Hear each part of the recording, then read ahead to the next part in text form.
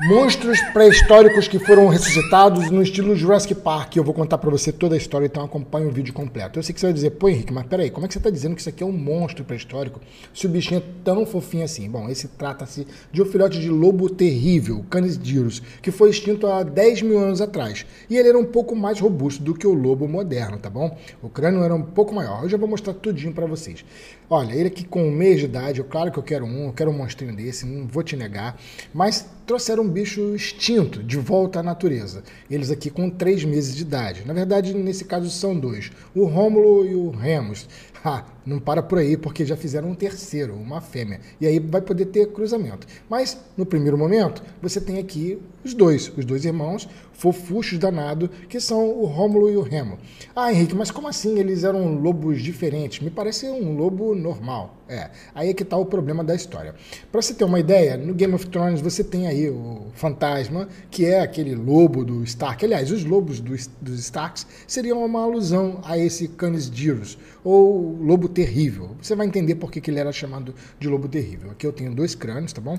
Um do lobo comum, que é o Canis lupus, que inclusive os nossos cães são descendentes dos Canis lupus. E aqui do lado dele, você tem o crânio de um Canis dirus, que é conhecido como o lobo terrível. Tá vendo aqui a diferença de robustez, de tamanho? Pois é, então assim, eles tinham um crânio um pouco mais sinistro, né, cara? E eles foram extintos, tá? Olha, em termos de tamanho, o lobo...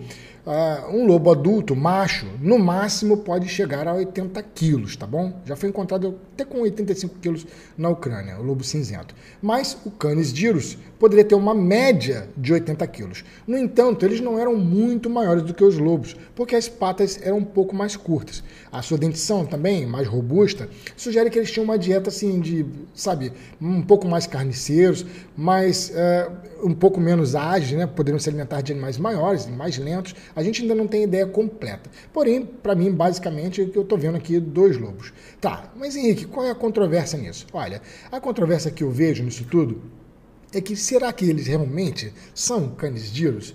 Quem fez essa ressurreição da espécie foi uma empresa chamada Colossal Bioscience. Essa empresa alegou ter feito uma edição genética trazendo genes de mamute em roedores, como você pode ver aí. Pois é, ficou um roedor que foi adicionado, ele não ficou muito claro o que eles fizeram, tá? Nada disso para eles é muito claro, mas que esse roedor recebeu genes de mamute lanoso e por isso apresenta esse tipo de pelagem. A ideia é de que eles analisaram os genes do elefante indiano, analisaram o genoma do mamute e viram onde que estava faltando e tal, pegaram isso, colocaram nos roedores e fizeram roedores assim.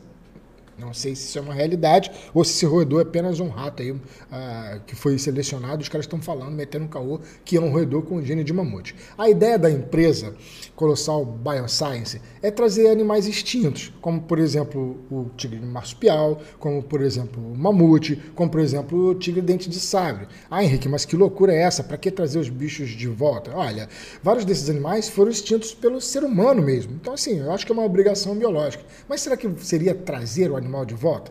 Veja, isso não saiu em nenhum artigo científico, saiu em manchetes de jornais. Então o próprio lobo, né, o Canis dirus aí, o fantasmão, ele na verdade seria uma rearranjo dos próprios lobos em termos genéticos, fazendo parecer que é o Canis dirus. A gente não sabe direito porque não tem artigos científicos revisados por pares. A empresa apenas disse que fez. E olha, os bichos são bastante diferentes, tá bom? A gente tem que levar isso em consideração. Mas a ideia da empresa é angariar recursos para fazer isso, trazer mamute de volta, etc. Dodô. Será que eles conseguiriam?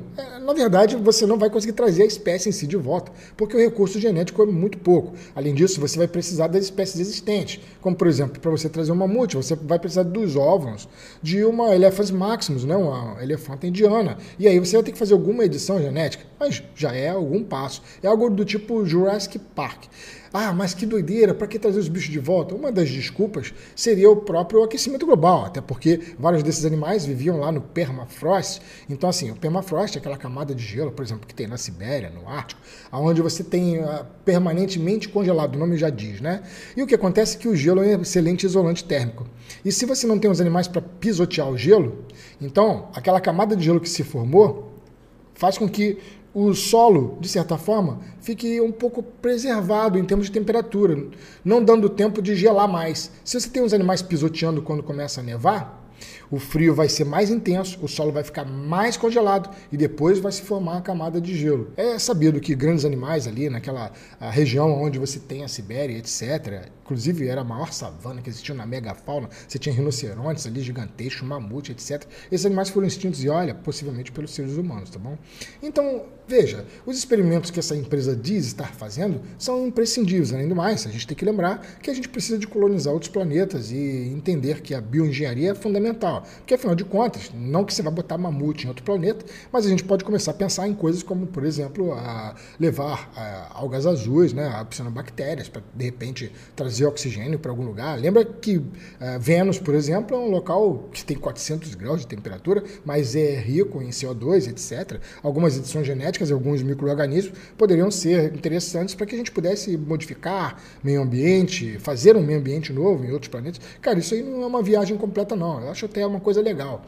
Agora, será que é realmente isso? Será que a empresa está mentindo? Eu não faço ideia, nem consegui achar direito o que eles realmente fizeram, apenas disseram que fizeram, tá bom? De qualquer forma, eu quero lembrar que esses dois aqui são uns fofos, cara, são bonitos pra caramba. E conhecidos como lobo terrível, olha que coisa louca. Mas eu adotaria um se eu pudesse, cara, vou ser sincero.